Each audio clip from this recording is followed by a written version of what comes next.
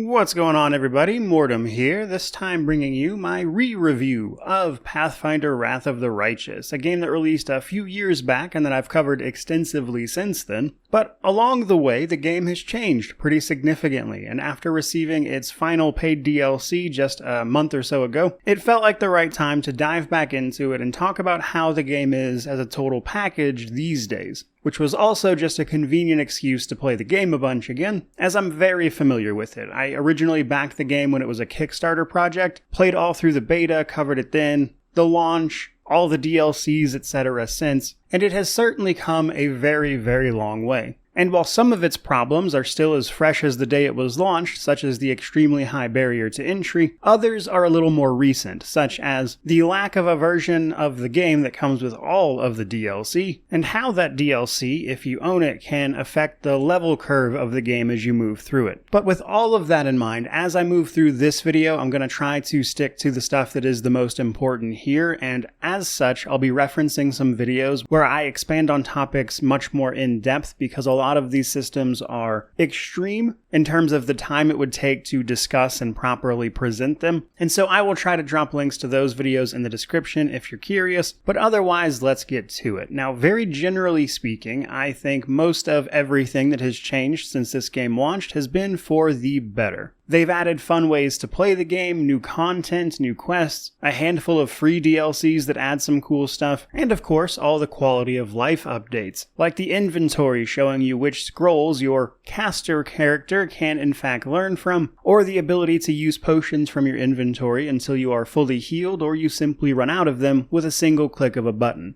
All of those things were not present in the original version of the game. And that's the kind of thing I want to touch on in this video in particular, while also putting it in perspective of the current sort of gaming landscape with the CRPGs that have come and gone since. And obviously, the best place to start with that is the technical aspect of the game. Now, it's really no secret, I would say, that Wrath of the Righteous was a buggy game on launch. In fact, I believe my own launch review of it mentioned the fact that I was able to beat the game, but that many of the side quests in particular could be bugged to the point of simply not being able to complete them. And even that situation was a notable improvement over the release of their previous game, Kingmaker, which was extremely buggy when it launched. Which, unfortunately, Owlcat Games, the developer, no longer has the rights to Kingmaker specifically, so to speak, and thus they can't really do anything to fix that one. But what's the situation on that particular front these days? Now, truth be told, it's a little hard to gather all of that information. Now, I've heard the game runs a bit worse on console, though in general CRPGs I think are always going to be better served on an actual desktop PC as opposed to anything else. But even outside of just the console editions, I've also still seen reports of people running into other issues, but it's hard to say if those people are running into issues because they're using a mod for the game like Toybox, which lets you mess with basically every aspect of it, and as they still update the game, it got a hot fix as recently as just like 2 days ago from the time of this video. Those updates will potentially break your mods, and I mention that just because it's hard to say what is directly the game's fault when you're trying to look at the broader picture of how this game is running for most people. But speaking purely for myself, in the run-up to this review, I played the game a ton. In fact, I ran through it about 6 times concurrently, and then I used a bunch of sort of save scumming basically to play through the different mythic paths for a total of about 10 or so playthroughs, one for each mythic path generally. And over the course of all that time with the game, this time through, the vast majority of what I ran into were small minor bugs, things clipping or pathing being an ever-present issue in these isometric RPGs, and other little things that could occasionally get kind of annoying. Now that said, I did run into a few larger bugs a couple of times. For starters, when I was playing as the Swarm that walks Mythic Path, I was having a lot of trouble getting just mechanics to work properly. That mythic path is supposed to be able to summon clones of themselves, and whenever I would do this, some of those clones would just not be able to be controlled in any way, and then sometimes they would just disappear off of my hotbar. And so while it is very funny to mention that the Swarm that walks was very buggy, it was actually very buggy in every sense of the word. So seeing stuff like that this far from release is certainly an annoyance, and if you run into something game-breaking on your own, that's obviously not going to be a great experience, and unfortunately unfortunately, it still seems like there is a fair bit of potential for that to happen to someone. Another thing I ran into was some of my characters got stuck with what is called the helpless condition, which is something your character is granted when they are knocked prone or, stunned or paralyzed, things like that, and it's basically a huge reduction to their defenses. But after those characters got up, that condition just didn't go away, and I had to load back quite a bit of save time in order to get to a point where that wasn't there, which was kind of annoying. And then lastly, once I unlocked the main hub of the game, Dresden, you're supposed to be able to click the rest button from anywhere in town and it will teleport you to your citadel. However, if I did this while someone was waiting in the citadel to talk to me, the game would bug out and softlock on me every single time. And I was forced to quit out of it and then reload a save, which was another annoyance to be sure. So very generally speaking, considering the amount of time I played this game and the many times I fully completed it and all its side quests, I wouldn't be afraid of bugs going into this, but the potential to run into a serious problem is certainly there, and that's unfortunate to see, to be sure. And hopefully they will get any major lingering problems sorted out with an upcoming sort of final patch that I have heard they have planned for later this year, beyond just, of course, the DLCs having been out. Now, next up, I want to talk about difficulty and character creation. So if you've ever heard me talk about this game or reference it to someone who's looking to get into it, one of the first things you'll hear me say is that this game has a high barrier to entry. It throws an extreme amount of information at you,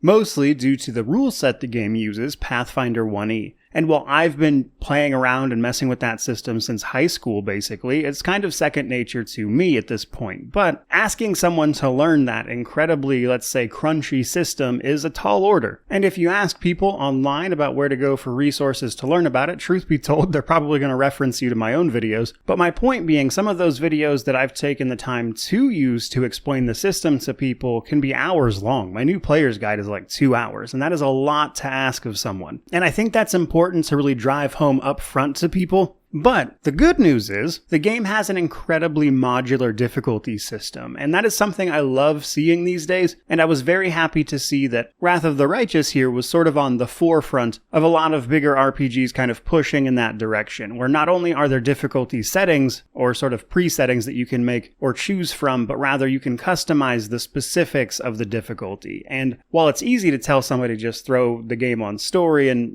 try to do their best to learn the mechanics before bumping it up, the modular difficulty, I think, is fantastic because it lets you customize a lot of that experience, and that's pretty great on its own. But they've actually gone a few steps farther than that if you're willing to dig into it, because there are actually pre-made characters if you just have no idea where to start when you get to character creation, and for every single one of the base classes, you can actually select a pre-made build for it. And choosing those options while at the same time messing around with the difficulty will hopefully get you to a place where it's a little easier to move into what this game has to offer, because otherwise it's a lot. Now, very generally, I will say that if you are new to this game, you probably want to play on a little below normal. Normal can be decently challenging if you just have no idea what this rule set is about. And as you move up in difficulty, you need to understand not only how to increase your own stats and make the numbers on your own character go up, but also how to make them go down on the enemy, how to debuff them. And while that's simple enough in practice, the rule set makes it a little more complicated because you have to understand what bonuses stack and what doesn't. The fact that most bonuses of the same type won't stack, but there are exceptions to that in specific instances. And for every rule, there's an exception. And because of that, the higher difficulties of this game are really only for when you've actually truly started to understand and master that system, because otherwise you are setting yourself up for a very bad time.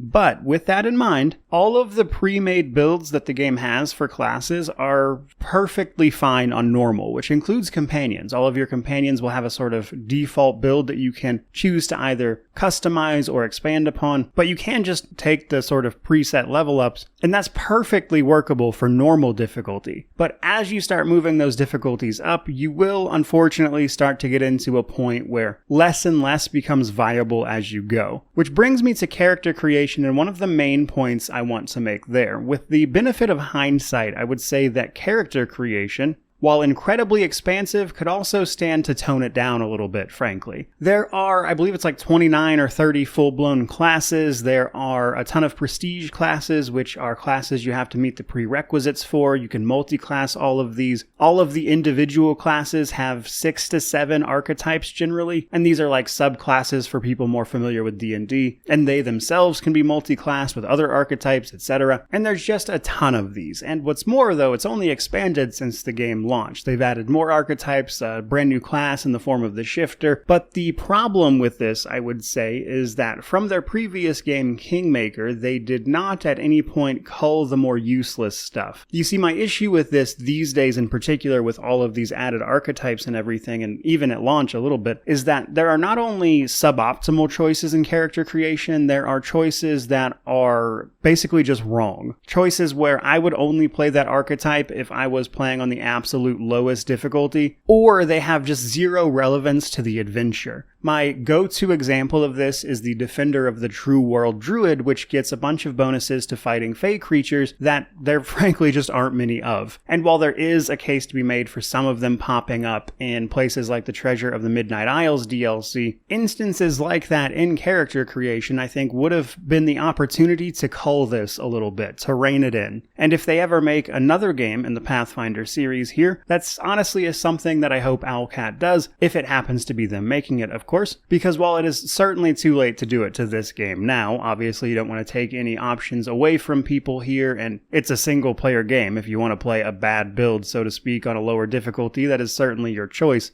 If I was looking to improve the next game, at the very least, I would try to get data on the classes and archetypes people are playing the absolute least of, cut those, and then pull more interesting options that have more impactful choices to be made into the next game. And that could be a way for them to try to tone down some of the very intimidating character creation specific to this game. Because what I hear a lot of is simply that people go to start this game, they see character creation, have absolutely no idea what they're doing, and then they stop. And that's where things like what I just mentioned could help out, but also the point at which I would say just pick a pre-made build, try a lower difficulty, and try to learn the system before you really get too carried away with character creation. Nonetheless, though, there are a handful of things about character creation I want to mention besides just walking people through the specifics of it. And that is that A, every character you make can choose to either worship a deity or be an atheist, whatever floats your boat, but all of the deities in the game and the option of atheism actually do have extra bits of dialogue and moments specific to them, usually only like a couple per option, but sometimes when you do something in-game that directly relates to that god's sort of sphere of influence, they will intervene, and this can even result in things like buffs or just extra dialogue and moments that I think really add something to the title in a way you might not necessarily expect when you're making that choice. Another thing, though, is the actual cosmetic portion of character creation. This was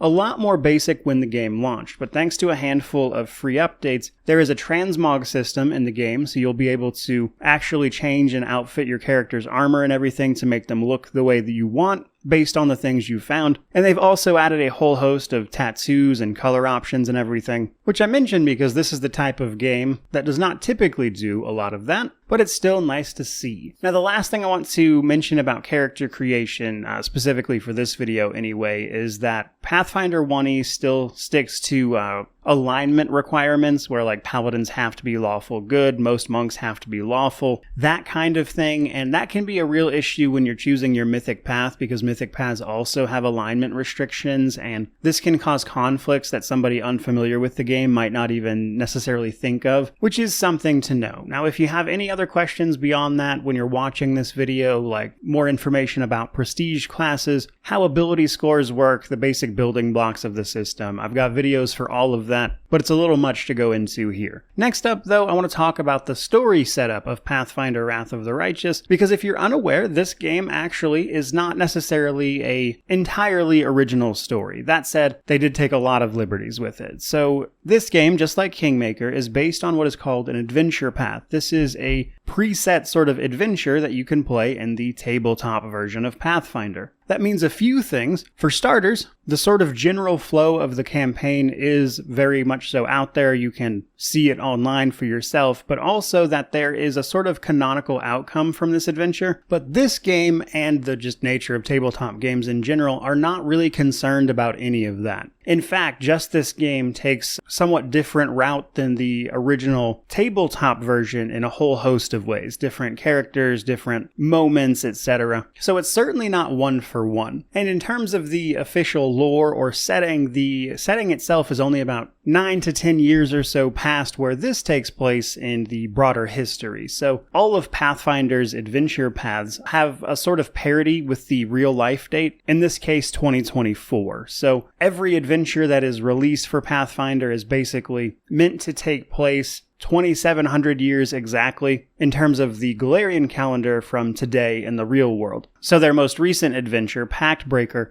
took place during 4724. As a result, Wrath of the Righteous here takes place over a couple of years, but got started in 4714 or 15, I forget. In the game it's 15. And canonically, it ended in 4718 with the closure of the World Wound, which is an interesting tidbit of information just because that will tell you that this game actually takes place a few years after Kingmaker, the original title, though they are largely unrelated, with only really just a few characters popping up in between the two that, of course, are still the same person. With that in mind, what is this story actually about? What is the setup for this tabletop adventure, even? Well, basically, there's a giant blight on the world of Galarian around the nation of Mendev and what used to be a place called Old Sarkoris, before something called the World Wound opened up and destroyed the entire country of Sarkoris. But what's worse, the World Wound started spewing demons into the world because it is connected directly to the Abyss, the home plane of the demons. This led to a bunch of different crusades in order to stop them, and eventually, with the help of a god, they erected what are called the Ward Stones. There's a giant magical barrier around the World Wound that keeps the demons mostly contained, as the Crusades do their best to try to stop, obviously, the invasions of demons. And this has been going on for about 100 years at the start of this game. There have been 4 previous Crusades, and over the course of this game, we're going to lead the 5th Crusade. After an opening heroic act where we save the city of Canabris, which, thanks to a sabotaged wardstone, falls under the invasion of a host of demons. You, however, miraculously managed to turn the tide of some less than organized demons after this initial invasion, before your heroics gets you placed at the forefront of the 5th Crusade, where you're going to lead the charge against the demons again, while at the same time following your own path to power via the game's mythic mechanics. As one of the defining features of this game, and the source of a lot of its replayability, is the ability to take on the power of an otherwise supernatural being, things like angels, demons, liches, and you'll be able to become those, and it will shape the very nature of the crusade you are leading against the demons of the World Wound, and the nature and morality of that is largely up to you. And the main thing I want to mention there is simply that I think the replayability and just the concept of the mythic paths and what they did for this game were tremendous. For instance, the Lich sees you actually resurrecting a bunch of notable characters throughout the game to serve as your undead companions. They also touch the actual crusade mode by a lot of the enemies that you defeat in combat in the army battle mode get resurrected as undead troops to fuel those fires, so to speak. And that's just one mythic path. Every single one of them has something like that adds a ton of flavor and context to a situation you might not otherwise see, including unique quests and things for each individual path, which culminates in about 12 different endings, like 13 if you want to get specific. And that's not even touching on the myriad of variations that can apply to any one companion or place that you touch along the course of the game. It's a tremendous story, and I really did enjoy it. With that in mind, though, it's a pretty long game. For most people, you're probably looking at like 80 to 100 hours conservatively. For somebody like myself who's very familiar with it, even on my first runs, I think just on normal playing through it, it was like 70-ish, and now these days where I've only ever gotten more familiar with this specific title, I can run through normal very quickly in about 50 or so hours if I'm stopping to do everything. But basically, your time spent with this game, even in just a single playthrough, is going to vary a lot. So from there, let's talk a little bit about those progression systems. So obviously we have leveling up,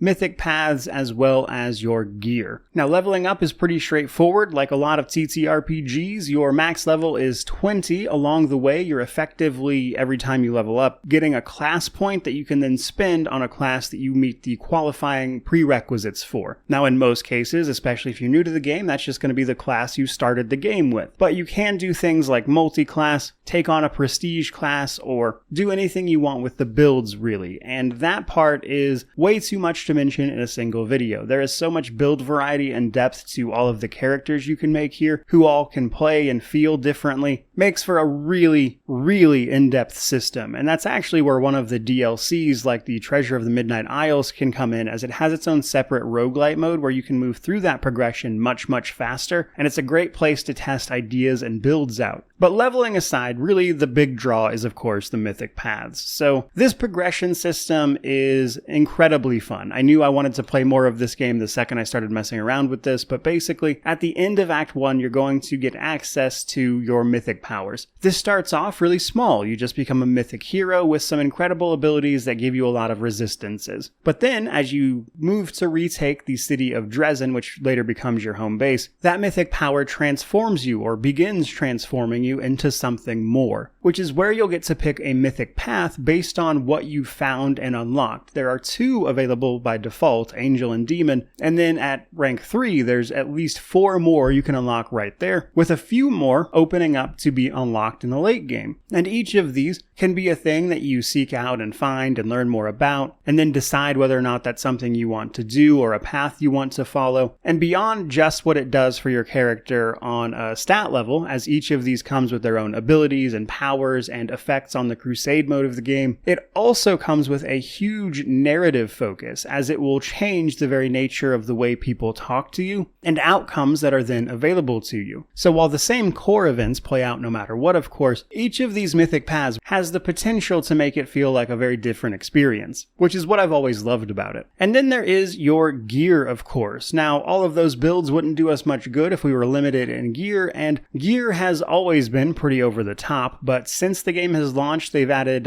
unique appearances to a lot of special items. They've added more of those special items in the form of DLC and just generally throughout the game, some of which being available in the main story of the game means you can get even more overpowered than you initially could. And beyond just what there is to leveling and how complicated that is, that can be even further complicated by just the sheer amount and variety of gear that you can get and equip with interesting effects to see how they interact with certain things. Which is why it's probably no surprise that when it comes to things like progression and character building, this game really is just unrivaled in that space. While it is certainly over the top for a lot of people, and in some ways that's to the game's detriment, as I'll touch on here in just a second, it really is a tremendous experience for people who enjoy that type of thing. Because in that regard, I think this game is simply the best at what it does. But that does come at a slight quality of life cost, because there's not just your character. There's you, all of your companions, any potential animal companions that come from the classes they have, the mythic power progression system, and you have to manually level up pretty much all of your characters if you're not using a pre-made build. And that gets extremely tedious to stop and do every so often when you level up. Which is why, of all the quality of life additions to this game, I was really sad to see that they never added a sort of like build saver, where you could effectively say right at character creation or something, or simply have a system that allows you to sort of pre-cache builds in the way that they do with the pre-made builds, to allow you to sort of auto level up with exactly what you know you want as you move through the game. I think that would have been tremendous, and is probably the only major quality of life feature that I think is lacking these days. But from there, let's talk about the gameplay and world of this one. So the game starts out relatively small in the city of Canabris, and then spans to a country-spanning adventure where we're managing a crusade mode, moving our own characters around, and there's a lot to know. A lot of that is traditional CRPG gameplay, like in any individual location, where you can manage the formation of all your characters, move them through an area, engage in various combat encounters or other events and the like, where you'll simply talk to characters, etc. If you've ever played a CRPG before, just very normal stuff, I would say. But a few things I want to mention in regards to how this works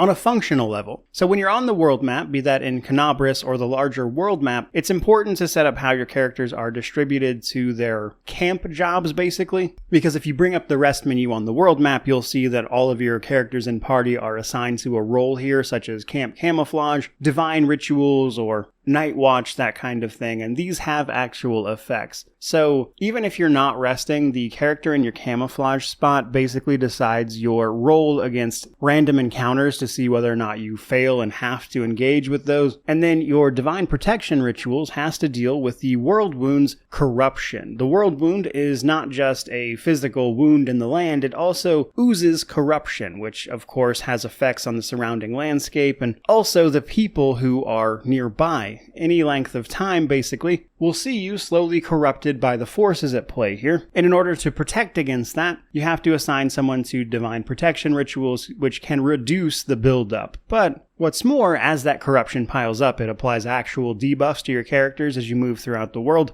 And in order to get rid of that, you have to rest at a properly safe place, like your main base, or later on, a shelter that you set up in one of your forts that you'll take via the Crusade mode. Now, very broadly, I like this system quite a bit. Mostly just because it's better than managing things like rations or resources for every rest, but also still gives you an incentive to head back to your base and engage with all the encounters there. Another thing I want to mention, though, is the game's lack of, mostly, timers. So, Kingmaker had a lot of sort of timed missions where you had a certain amount of time to go do things before they would fail, and Wrath of the Righteous takes a much more relaxed approach to that. There are effectively 2 timers in the entire game that are actually like counting days specifically, whereas everything else is simply you need to complete this quest by the end of this chapter, which the journal will tell you about. And that's a much more relaxed way of going about sort of putting a time limit on something without actually limiting the player in terms of what they have time to go do. Which means you don't ever have to worry about how fast you're moving, really, outside of 2 cases. One is all the way at the beginning of the game in Canabris, where you are initially finding your way through the city. After a couple of days, your base will be attacked by demons and you can fight them off. And in most cases, it's usually better to just let that attack happen because the rewards for having fought it off are much better than you would get otherwise. So there's not really a lot of time pressure there. And then the other one is actually for the secret ending. There is a date at which you need to enter the last area of the game in order to trigger the secret ending, which is like the real world equivalent of April 16th through the 21st. Beyond that, though, you're pretty much free to do everything in a chapter at your leisure for the most part, which I enjoyed quite a bit more so than Kingmaker's approach. Especially when it comes to things like companions. Companions are a big part of this game, and I'm not going to go over them individually because there is a ton of them. I recently made a ranking video for all the companions if you're interested, and some of them are locked to mythic paths specifically. Those undead companions that you get as a lich. The Azada mythic path gets a Havoc dragon, just to name a few, and each of them is going to add some flavor to the game, often introducing factions and lore to the player, such as Regil and the Hell Knights, Sela and the Paladins of Iomedae, and the list goes on and on. Companions are a big part of basically any party-based RPG, of course, and this is certainly no exception. They all have their own quests. Many of those quests can go multiple directions, some giving you evil or good variants of that companion based on how you completed things, and ultimately decides how they fare in the ending, of course. And that's to say nothing of the banter and all that as we move through the title. But one thing that hasn't changed in that regard is simply the fact that voice acting is hit or miss. They have added a lot of voice acting since the beginning of this game, but the game is not fully voiced, and it is a lot of reading. For someone like myself, I don't really care about that at all. I would honestly rather read it than listen to someone say it. But I realize that I'm in the minority on that, and most people prefer a voice-acted game, and this simply did not have the budget to do that. As remember, this was originally a Kickstarter title that I personally would put in the AA space. Though I imagine with things moving in that direction for Owlcat that anything they put out from now on will likely have more and more voice acting, as it's a consistent criticism of their games that they've honestly been trying to address. For instance, their last DLC for this was voice acted. So that's something that has improved over the course of the game. But beyond just those individual things, a few other things I wanted to mention were, for starters, having played through this again with all of these characters, I think it's safe to say they might have gotten a little carried away with all the secrets and puzzles in this game. I didn't think too much about it when I originally started playing it because everything was so new and fun to discover, but having to go through this again on all these playthroughs, I found myself getting very tired of doing some of these puzzles. which might just be fatigue on my part, but when you have places like Ninio's quest, one of our companions, which is a dungeon called Enigma that is nothing but puzzles, it occurs to me that, you know what, I think they might have overdone it a little bit, which might be why they reined some of that in their most recent title, Rogue Trader. But the last main thing I want to mention here is the Crusade mode. So Crusade mode has always been a bit of a, I would say, sticking point for a lot of people. Owlcat likes to put a sort of side system in a lot of their RPGs, and some of these are directly from the tabletop version, so that makes sense. But for this game, that is the Crusade mode. At the start of Act 2, you're going to be put in charge of some armies on the world map. And this part's pretty simple. You just recruit troops every week, basically, and then fight off the armies you run into. Very straightforward. But in Act 3, this expands to include your city of Dresden, as well as forts and strongholds you'll make. Now, in those forts and Dresden, you'll be able to put up buildings based on your resources. These will do things to, of course, augment the troop generation and things like that for your armies, giving you the ability to teleport instantly to certain locations on the world map, which is very helpful in the late game. And then in Act 3, they also introduce your councils. Your companions will also serve as council members for the Crusade, and they'll present a bunch of options for you every time you level up one of your main 4 Crusade stats: military, leadership, diplomacy, etc. And the choices you make in these council meetings will have effects on the overall ability of your army, including things like the type of troops you're able to recruit, as well as other things like just passive effects and the like. And this is also affected by your mythic path, as the troops you're able to recruit and certain powers you'll have on the world map are actually dependent upon that. And you'll need to manage a few armies, including assigning them a general in a sort of Heroes of Might and Magic way that sees you fighting battles on the world map against incoming demon armies. Now, honestly, this mode never bothered me, but since launch, they've even improved this by including a whole host of quality of life improvements, like a speed up option, a sort of auto win option if the other army is weak, and a few other things to help you get past this. Now, the catch is that Crusade mode encompasses more than just this army stuff, because in issuing decrees from Crusade mode, you can do things like the research you'll need for the secret ending, or in the case of a few mythic paths, specific things you need to have done in order to, say, build a ziggurat as a lich. However, they have a Crusade auto mode. Basically, if you don't like this system, you can turn it on auto mode at the cost of items and rewards that you would normally get that here you simply won't. And in the case of your mythic paths and quests that require Crusade events, it just basically assigns those a timer, and after so many days have passed, they'll sort of auto-complete that step in the quest for you. And I tell you all that to basically say that I think they've done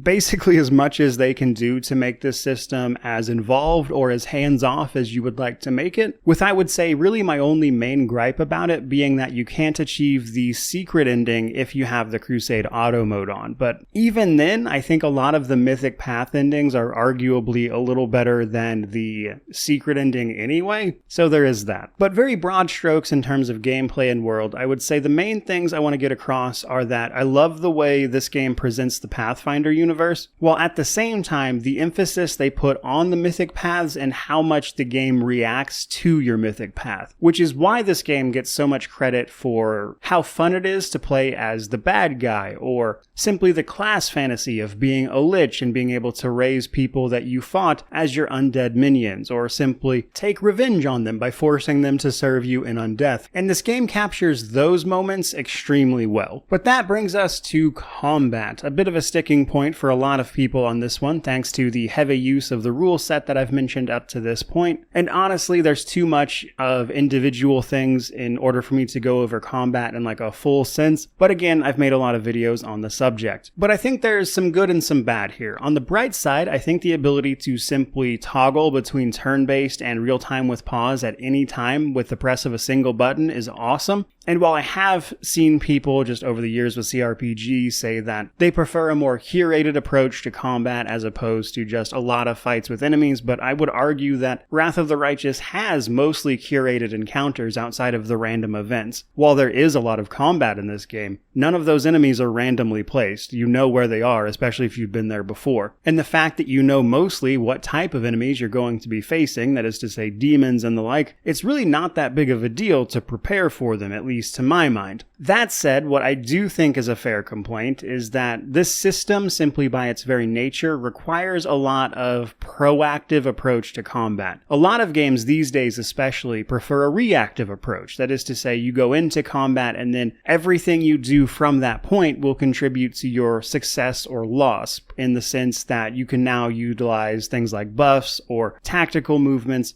to potentially succeed. Whereas with this rule set, especially if you're playing on anything above normal, reality is there's a lot of pre-buffing that has to go into it. And this is another area of quality of life that I'm kind of sad to see they didn't do anything with, especially since there's a mod that does this, where you can sort of stack up and initiate a sort of buff order, where your characters will cast all the spells you need to cast automatically, as buffing and preparing yourself for combat before you get into combat certainly can get tedious over the length of this game. And in order to do it effectively to begin with, you're going to need to know how the system works. And all of those things combined makes for a system that, again, just has a high barrier to entry for a lot of people. But what I really love about combat in this game is simply all of the ways to build a character and have fun with mixing and matching all of those mechanics. For instance, a lot of classes can get animal companions. Mounted combat is a thing in this game. They've even added new types of animal companions with a lot of the archetypes since launch. Like these days, there is an archetype very recently added that will give you a hippogriff. And combining those fun class options with the mythic paths and everything they're able to do just gives you so much in terms of how to approach any given combat situation that even these days, I never find myself bored with it. I'm constantly thinking of more fun ways to approach that and things I might like to try. But on the flip side of that, there are two things I want to mention. For starters, as you move up in difficulty, the less and less things that are viable, which means a lot of the things that I really enjoy about lower difficulties for this game, and that you can utilize all the crazy amount of combinations available to you to build a character with, become suddenly much less useful on unfair. And I think that's a real shame, especially when you have CRPGs that present you all these options and then let you actually use them up to the end game. What's more, though, is you'll notice I never really mentioned the environment in all of that talk, and that's because it just doesn't really come up. For the most part, you're on a pretty much flat plane, and you're going to be fighting enemies who, outside of their abilities, there really just isn't much more going on to the battlefield. Traps exist, but they're really only there to annoy you. Positioning is technically important, but this game is so loose with its flanking bonuses,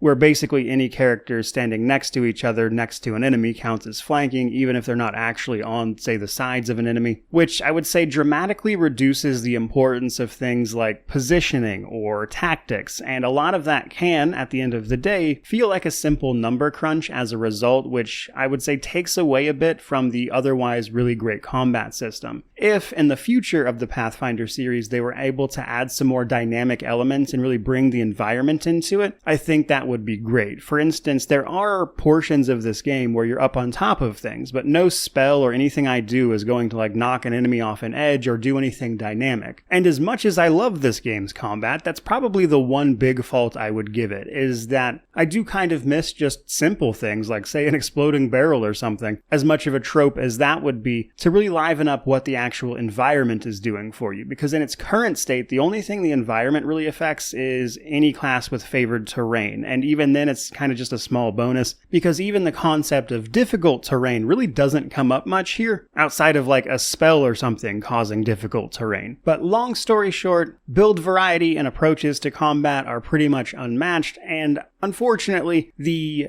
environmental effects, or how any combat situation that isn't just this place is extremely narrow and I have to make sure not to block my own path, is really the only thing to keep in mind in terms of the environment you're fighting in. And I think additions to that could really add a layer to this game, or future Pathfinder titles, I should say, that would really be something to see. But I think that's pretty much everything I have to say on combat specifically, which brings us to the DLC for this title. Now, I did make a video specifically talking about all the DLC and what to buy, because one of, I would say, the more noticeable absences of this game at the moment is an edition of the game that actually comes with all of the DLC. You can buy a version of it that comes with the first season of DLC, that is to say the first 3 of them, but then you'd have to buy the other 3 on their own. And while the game itself is pretty cheap these days, you can pick up the base game for $40. When you start throwing in all that DLC, suddenly it becomes a little more expensive. And while there's a lot of content there, I really do think this game could use a version of itself that comes with all of the DLC, now that it's all released, for even like $60 or whatever. I think that would be a great option to buy this one up, because as it stands, it's honestly a lot to know, which is a problem when you want someone to buy something from you. So let's talk about these 6 paid DLCs. So a lot of them are standalone adventures. So Inevitable Excess takes place right before the last boss, but it's a separate adventure about your mythic power, basically. The actual game ends right as you achieve mythic rank 10, basically, which means you don't get a lot of time at full power. The Inevitable Excess DLC is meant to deal with that problem by giving you a very specifically high-level adventure. If you beat this one, you can get a ton of rewards for the base game if you want to replay it, but unless you're planning on replaying it, I don't think it adds a ton to the experience. So there's that. Now, my favorite one is Through the Ashes. This takes place alongside Act 1, where instead of the mythic commander, we play as just some regular nobodies, more or less, trying to survive in a city being invaded by demons. And there's a very scarcity of resources element to it that makes it a lot of fun for me personally, because it's so different than the base game. That one also really doesn't add anything to the base game, though, so unless you just want to play that standalone adventure, there's not much reason to do so unless you also want to play its follow-up adventure, which continues the story, called Lord of Nothing. Lord of Nothing actually is a little more mythical in nature, though, so even then it's very tonally different from the original DLC part of it there. And Lord of Nothing, when you complete it, can be imported into the main game, which lets your main commander take on a boss fight towards the end of the game that is honestly really cool, and can get you some cool rewards for the base game. Then there's Treasure of the Midnight Isles. This one and Last Sarkorians together, I think, make up the 2 most valuable pieces of DLC if you're just trying to buy them piecemeal, because Treasure of the Midnight Isles adds both a very large dungeon to the base game, but also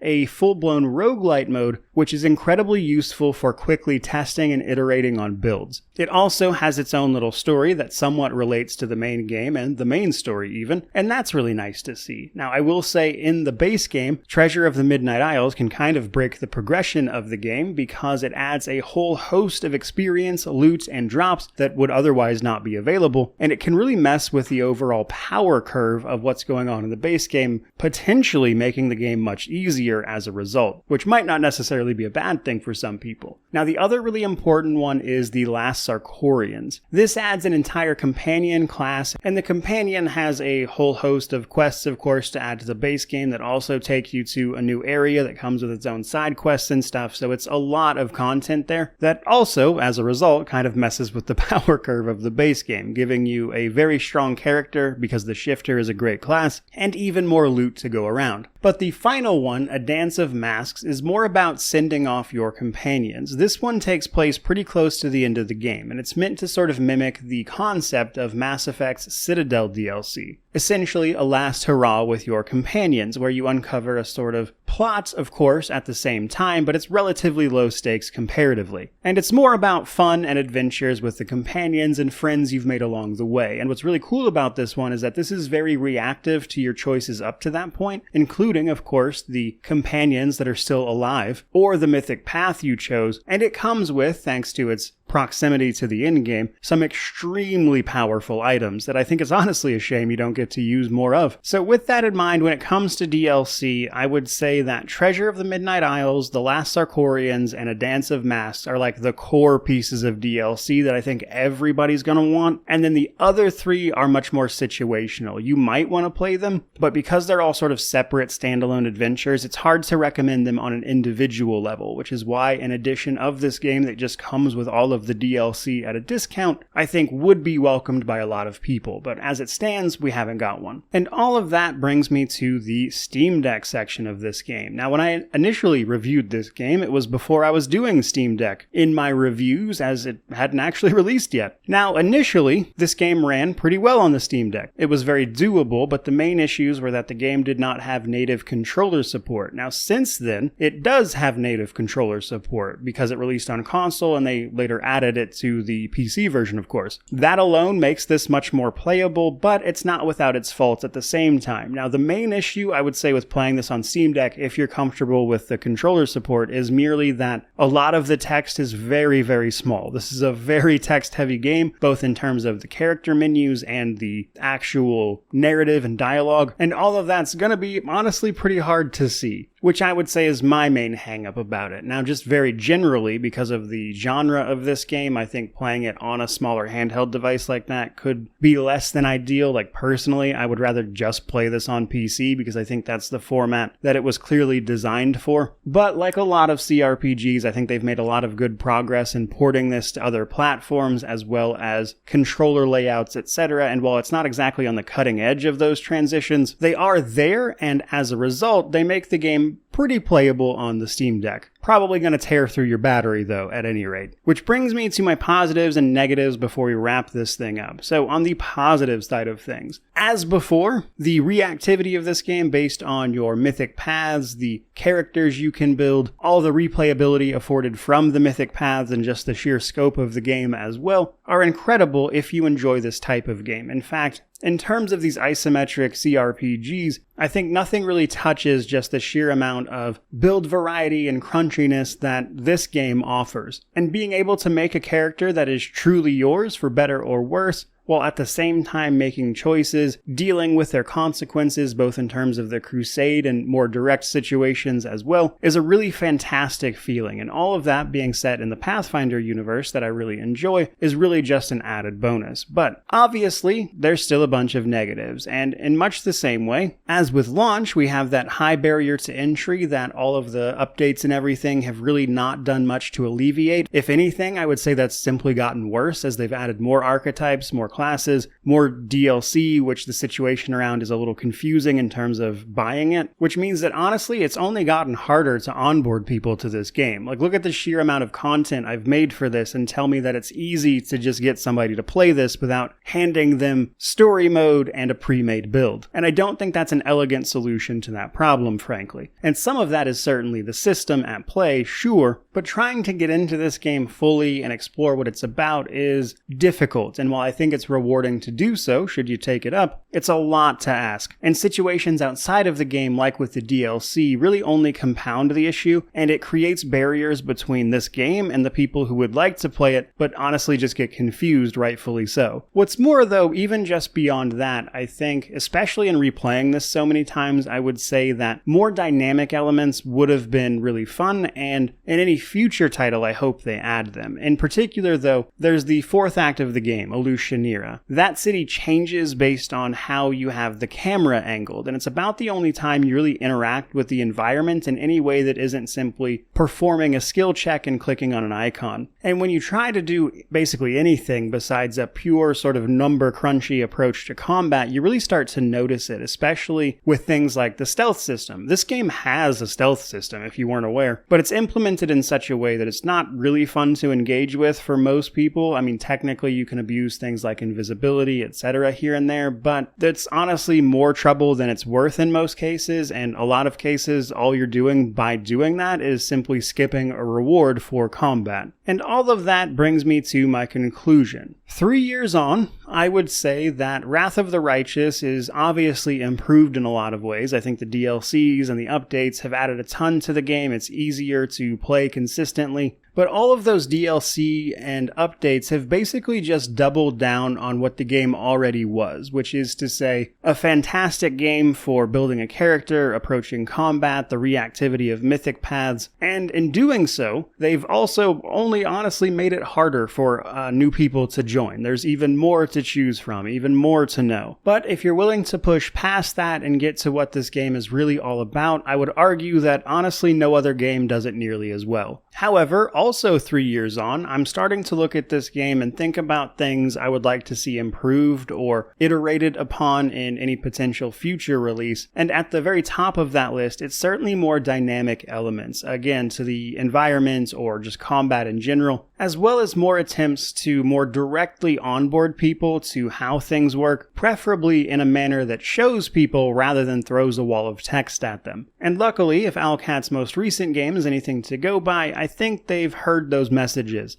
as if you look at Rogue Trader, some of the things I've mentioned here have been at least partially addressed there. But to put it as simply as I can, this game is a tremendous RPG that has only gotten bigger and better over the years at the cost of becoming more and more confusing to newcomers trying to get into it. And while there are absolutely things I would like to see a game like this improve upon in the future, as of right now, this is my favorite game, as you well know if you watch the channel a lot. But as much as I enjoy this one, I honestly can't wait for the RPG that really blows this one out of the water. And I sincerely hope that game winds up being another Pathfinder title. But that is pretty much going to do it for this particular video. I certainly hope you enjoyed it. If you did, don't forget to like, comment, subscribe, all that YouTube jazz. Let me know how you feel about this game all these years on if you happen to have played it recently, which of course means to like, comment, subscribe, all that YouTube jazz. But regardless of any of that, truly, just thank you so much for watching. I really do appreciate it. May you wander in wisdom and have an amazing day.